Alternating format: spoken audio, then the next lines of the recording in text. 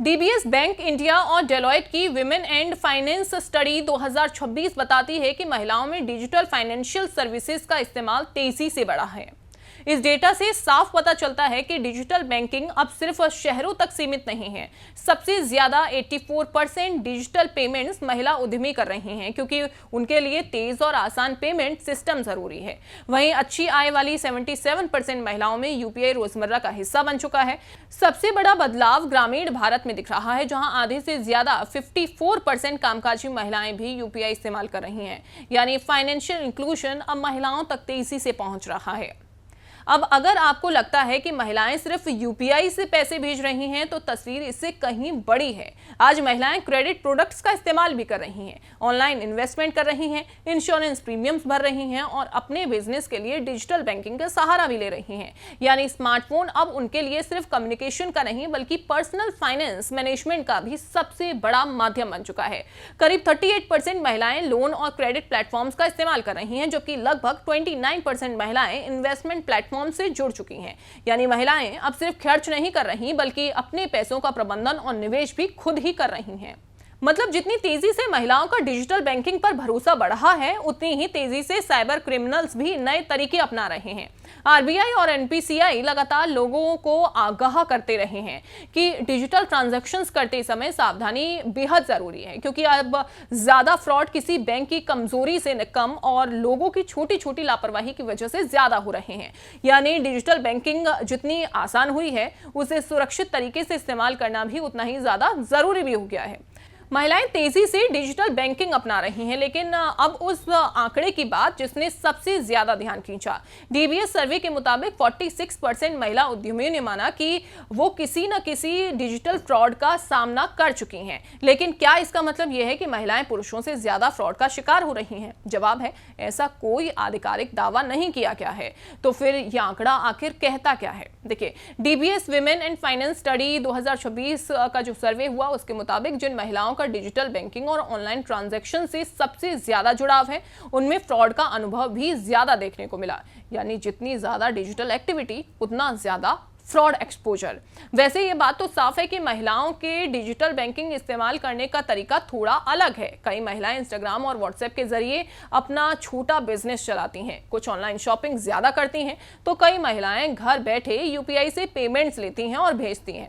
इसी वजह से साइबर क्रिमिनल्स भी ऐसे ही स्कैम का इस्तेमाल करते हैं, जैसे फेक पेमेंट स्क्रीनशॉट भेजना, क्यूआर कोड स्कैन करवाकर पैसे निकलवा लेना, बैंक केवाईसी अपडेट के नाम पर लिंक भेजना, फेक कस्टमर केयर बनकर कॉल करना, कुरियर या ऑनलाइन ऑर्डर कैंसिल होने का झांसा दे देना। अब इन सभी स्कैम्स में किसी सिस्टम को हैक नहीं किया जाता, बल्कि इंसान को भ्रमित किया जाता है। और कई बार तो देखिए, महिलाओं में अवेयरनेस की कमी होती है, उसकी वजह से ही वो साइबर फ्रॉड का शिकार भी हो जाती हैं। वैसे तो ये सिर्फ महिलाओं का मुद्दा नहीं है, पूरे देश में साइबर फाइनेंशियल फ्रॉड लगातार बढ़ रहा है।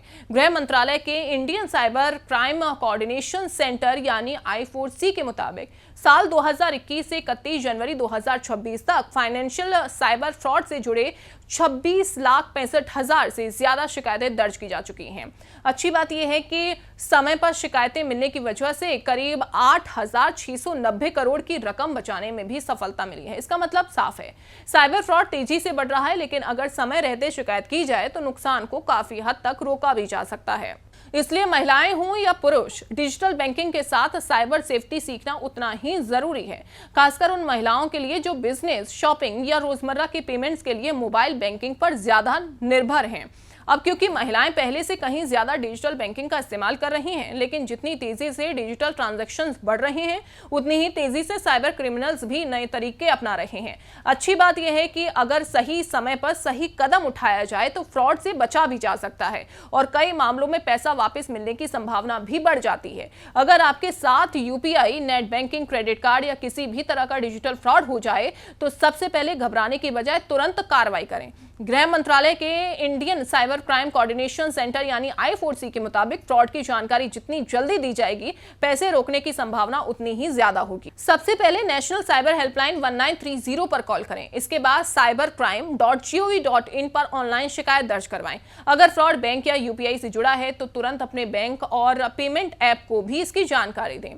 साइबर फ्रॉड के मामलों में सबसे जरूरी होता है कि अगर कुछ मिनटों के भीतर शिकायत दर्ज हो जाए तो कई मामलों में संदिग्ध ट्रांजैक्शंस को रोकने या रकम को ट्रेस करने की संभावना बढ़ जाती है। इसलिए देरी करने की बजाय तुरंत रिपोर्ट करना जरूरी है। RBI और NPCI लगातार लोगों को डिजिटल बैंकिंग के दौरान कुछ बुनियादी सावधानियां जो हैं वो बरतने की सलाह देते हैं। याद रखिए, कोई भी बैंक RBI, NPCI या पेमेंट ऐप कभी भी फोन करके OTP, UPI पिन, CVV या इंटरनेट बैंकिंग पासवर्ड नहीं मांगता। अगर कोई KYC update, reward point, refund, electricity bill या कुरियर के नाम पर लिंक भेजता है तो पहले उसकी जांच करें। और सबसे जरूरी बात, QR कोड स्कैन करने से पैसे आते नहीं हैं बल्कि जाते हैं। अगर कोई पैसे भेजने के नाम पर QR कोड स्कैन करने को कह रहा है तो सावधान हो जाइए। अगर आप महिला हैं और डिजिटल बैंकिंग करती हैं तो ये 5 आदतें आपको कई तरह के साइबर फ्रॉड से बचा सकती हैं। बैंकिंग एप्स हमेशा सिर्फ ऑफिशियल ऐप स्टोर से ही डाउनलोड करें। मोबाइल और बैंकिंग एप्स में स्क्रीन लॉक और बायोमेट्रिक लॉक जरूर रखें। हर ट्रांजैक्शन का SMS और ईमेल अलर्ट चालू रखें। समय समय पर बैंक स्टेटमेंट और UPI हिस्ट्री चेक करें। किसी भी अनजान लिंक, APK फाइल या स्क्रीन शेयरिंग ऐप को डाउनलोड ना करें। डिजिटल बैंकिंग ने महिलाओं को पहले से ज्यादा आत्मनिर्भर बनाया है। आज वो अपने पैसे खुद संभाल रही हैं, बिजनेस चला रही हैं और निवेश भी कर रही हैं। लेकिन याद रखिए, डिजिटल बैंकिंग को सबसे बड़ी सिक्योरिटी सिर्फ टेक्नोलॉजी से नहीं बल्कि आपकी जागरूकता से है, आपकी अवेयरनेस से है। 46% महिला उद्यमियों के फ्रॉड का आंकड़ा डराने के लिए नहीं बल्कि सतर्क करने के लिए है।